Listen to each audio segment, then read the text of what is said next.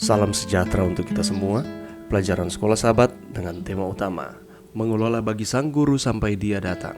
Pelajaran yang ke-9, hati-hati dengan ketamakan. Rabu, 1 Maret, Ananias dan Safira. Adalah saat yang menggembirakan menjadi anggota gereja. Setelah kecurahan Roh Kudus yang besar pada hari Pentakosta, rasul-rasul mengkhotbahkan Injil dengan kuasa dan ribuan orang bergabung dengan gereja. Dan ketika mereka sedang berdoa, goyanglah tempat mereka berkumpul itu, dan mereka semua penuh dengan Roh Kudus. Lalu mereka memberitakan firman Allah dengan berani.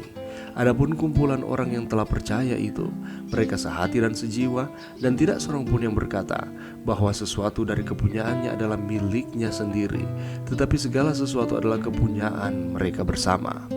Satu kesempatan besar yang dimiliki oleh dua orang ini, Ananias dan Safira, menjadi bagian dari gereja mula-mula, melihat gereja bertumbuh dan melihat manifestasi Roh Kudus dalam cara yang nyata. Sebab tidak ada seorang pun yang berkekurangan di antara mereka, karena semua orang yang mempunyai tanah atau rumah menjual kepunyaan itu, dan hasil penjualan itu mereka bawa dan mereka letakkan di depan kaki rasul-rasul, lalu dibagi-bagikan kepada setiap orang sesuai dengan keperluannya. Dalam pengaturan inilah Ananias dan Safira jelas terkesan dengan apa yang sedang terjadi dan ingin menjadi bagian dari hal itu, memutuskan untuk menjual harta mereka dan menyumbangkan untuk gereja. Sejauh ini semua baik-baik saja. Bacalah Kisah 5 ayat 1-11. Apakah hal terburuk yang Anda pikirkan menahan sebagian dari uang itu atau berdusta mengenai uang itu? Mengapa hukumannya begitu keras? Awalnya, kelihatannya mereka sungguh-sungguh dalam keinginan mereka memberi bagi pekerjaan itu. Akan tetapi, sesudah itu, Ananias dan Safira mendukakan Roh Kudus oleh menyerah kepada perasaan tamak.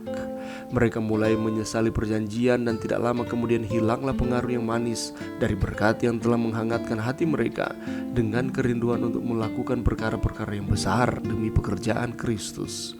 Alfa dan Omega jilid 7 halaman 60. Dengan kata lain, meskipun mereka mulai dengan motif yang benar, ketamakan menyebabkan mereka meletakkan di hadapan rasul-rasul dan berpura-pura menjadi apa yang sebenarnya tidak demikian. Maka sangat ketakutanlah seluruh jemaat dan semua orang yang mendengar hal itu. Setelah peristiwa ini, orang-orang tentunya semakin hati-hati dalam mengembalikan persepuluhan mereka. Tetapi catatan menyedihkan ini bukan dimasukkan ke dalam kitab suci sebagai amaran tentang kesetiaan dalam persepuluhan. Akan tetapi, apakah yang diajarkan kisah itu tentang kemana seseorang dapat dituntun oleh ketamakan? Pelajaran yang bisa kita dapatkan pada saat ini, cerita Ananias dan Safira menjadi satu contoh. Kitab Imamat menetapkan bahwa uang dari penjualan properti harus diberikan sebagai persembahan ke rumah perbendaharaan di Bait Suci. Persepuluhan juga termasuk dalam daftar hal-hal yang kudus. Namun, di dalam Imamat 27 menunjukkan bahwa semua yang harus dikuduskan kepada Tuhan harus dinilai terlebih dahulu oleh imam sebelum dijual atau ditebus menurut hukum penebusan. Penilaian oleh imam ini dapat menyarankan niat untuk mencegah timbulnya ketamakan karena rendahnya nilai barang yang diberikan atau yang akan ditebus. Atau penilaian imam dapat saja telah dilembagakan untuk mencegah penyimpanan sebagian dari pendapatan.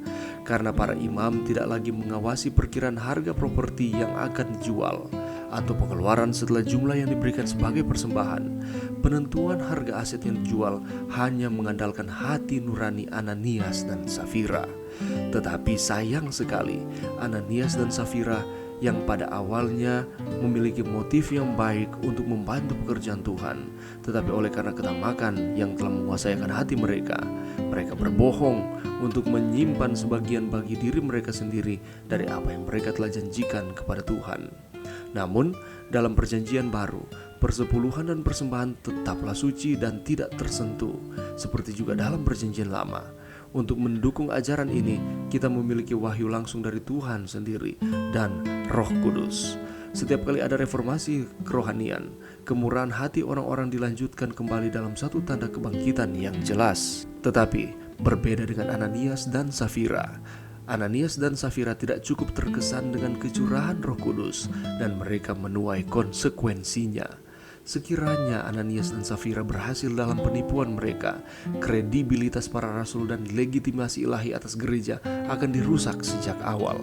Meskipun penghakiman langsung yang sama tidak terjadi lagi hari ini, suatu hari akan datang saatnya ketika semua orang akan memberikan pertanggungjawaban yang tepat kepada Tuhan atas segala sesuatu yang telah mereka lakukan, baik atau buruk. Bukan hanya kepada sidang yang mula-mula, tetapi juga kepada semua generasi yang akan datang. Teladan dari kebencian Allah akan ketamakan, penipuan dan kepura-puraan diberikan sebagai tanda bahaya. Ketamakanlah yang mula-mula digemari oleh Ananias dan Safira. Persembahan sukarela dan persepuluhan membentuk penghasilan dari pekerjaan Allah. Kisah Para Rasul halaman 62. Dalam kasus Ananias dan Safira, meskipun mereka mulai dengan motif yang benar, ketamakan menyebabkan mereka meletakkan di hadapan rasul-rasul dan berpura-pura menjadi apa yang sebenarnya tidak demikian. Ketamakan pada akhirnya merubah akan pandangan mereka, dan pada akhirnya oleh karena sifat ini sehingga mereka dibinasakan. Dari pengalaman ini dapat memberikan pelajaran bagi kita.